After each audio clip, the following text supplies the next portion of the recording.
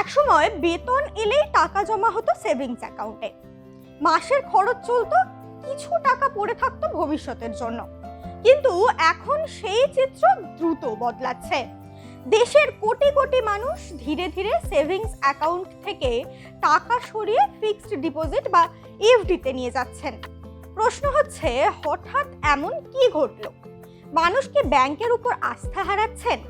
Savings account কি আর নিরাপদ নয়, নাকি এর পিছনে রয়েছে আরো বড় অর্থনৈতিক কারণ? কেন ভারতীয়দের সঞ্চয়ের অভ্যাস বদলাচ্ছে এবং সেভিংস অ্যাকাউন্ট ও এফডির মধ্যে আসল পার্থক্যটাই ঠিক কোথায়? প্রথমেই একটা বিষয় পরিষ্কার করা দরকার। মানুষ ব্যাংকের উপর আস্থা হারাচ্ছেন এমনটা নয়। এখনো দেশের অধিকাংশ মানুষ তাদের অর্থ ব্যাংকেই রাখেন।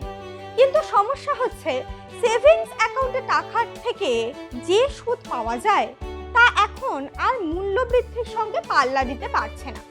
বেশিরভাগ ব্যাংকে সেভিংস অ্যাকাউন্টের সুদের হার 3 থেকে 4% মধ্যে। অন্যদিকে দেশে গড় মূল্যবৃদ্ধি বা মুদ্রাস্ফীতির হার প্রায় 4 থেকে 5%। অর্থাৎ আপনি যদি 100 টাকা সেভিংস অ্যাকাউন্টে রেখে বছরে 3 টাকা সুদ পান, কিন্তু বাজারে পণ্যের দাম 5 টাকা বেড়ে যায়, তাহলে বাস্তবে আপনার টাকার ক্রয় ক্ষমতা কমে যাচ্ছে। অর্থনীতির ভাষায় একে বলা হয় নেগেটিভ রিয়েল রিটার্ন। এবার আসা যাক ফিক্সড ডিপোজিট বা এফডির কথায়। বর্তমানে অধিকাংশ ব্যাংক 6% থেকে 8% পর্যন্ত সুদ দিচ্ছে বিভিন্ন মেয়াদের এফডিতে। কিন্তু কিছু ক্ষেত্রে প্রবীণ নাগরিকরা আরো বেশি সুদের সুবিধা পাচ্ছেন।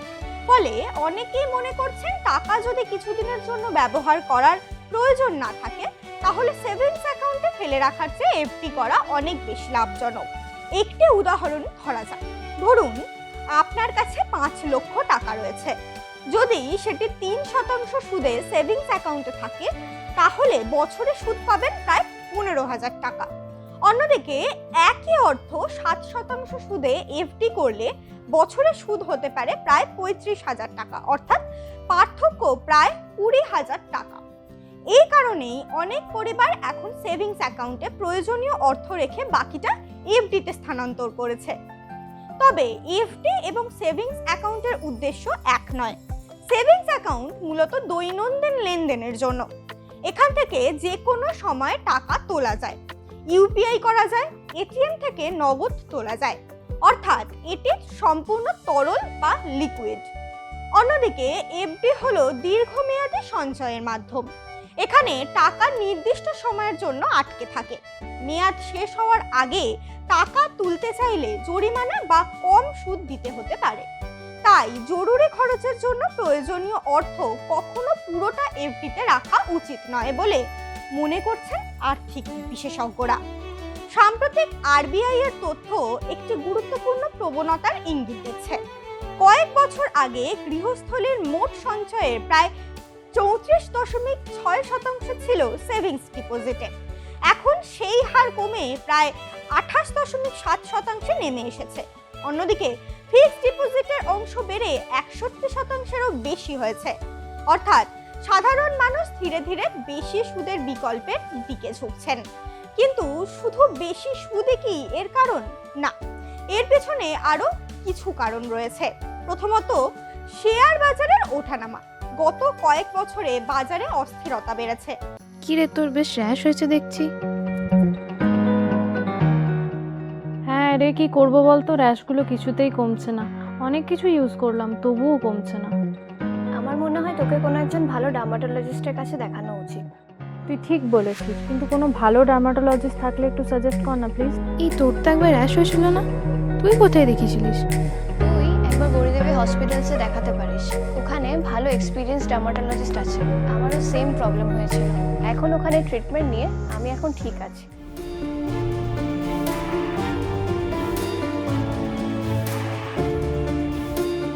গৌরী দেবী হসপিটাল, রাজবাঁধ, দুর্গাপুর। যোগাযোগ 8001003333, 8001113333।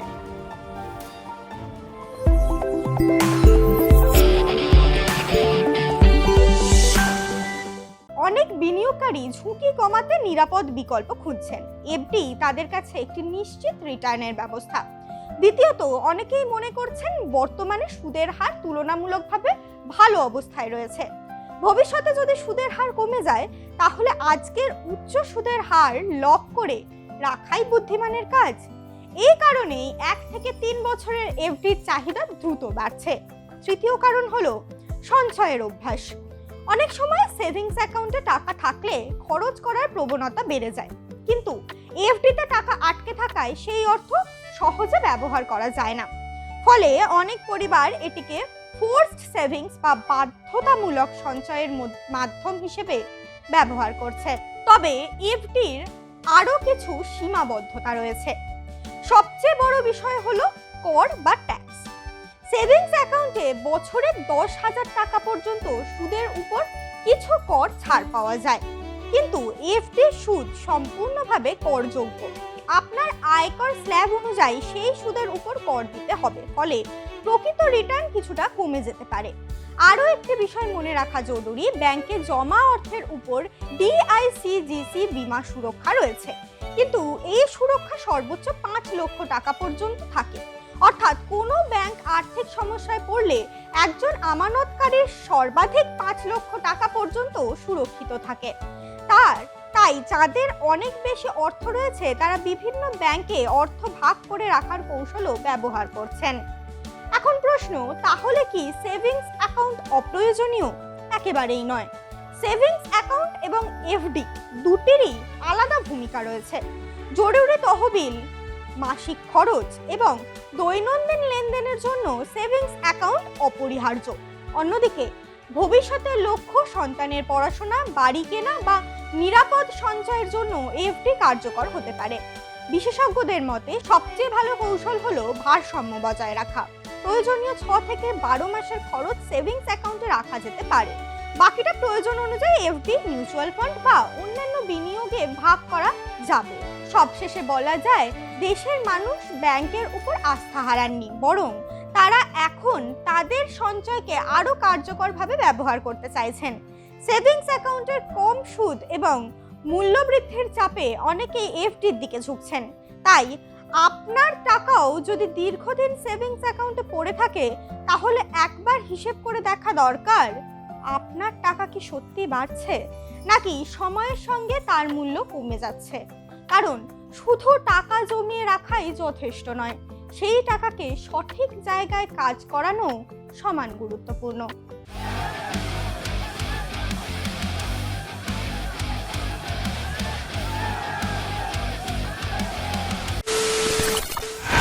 খবরের নামে প্রতিদিন সন্ধে আপনার ড্রয়িং রুমে কি শুধুই চিৎকার চেঁচামেচি ধেয়ে আসে?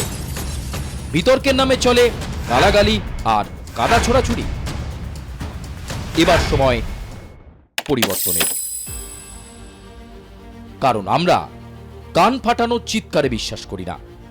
আমরা বিশ্বাস করি খবরের সত্যতায়।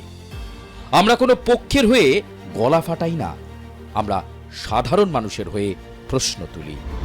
চিৎকার নয়, শুধু খবর হবে যেখানে বিতর্ক আছে কিন্তু কুৎসিত ঝগড়া নেই। সঠিক তথ্য, বিশ্বস্ত খবর। নজর রাখুন আর প্লাস নিউজে।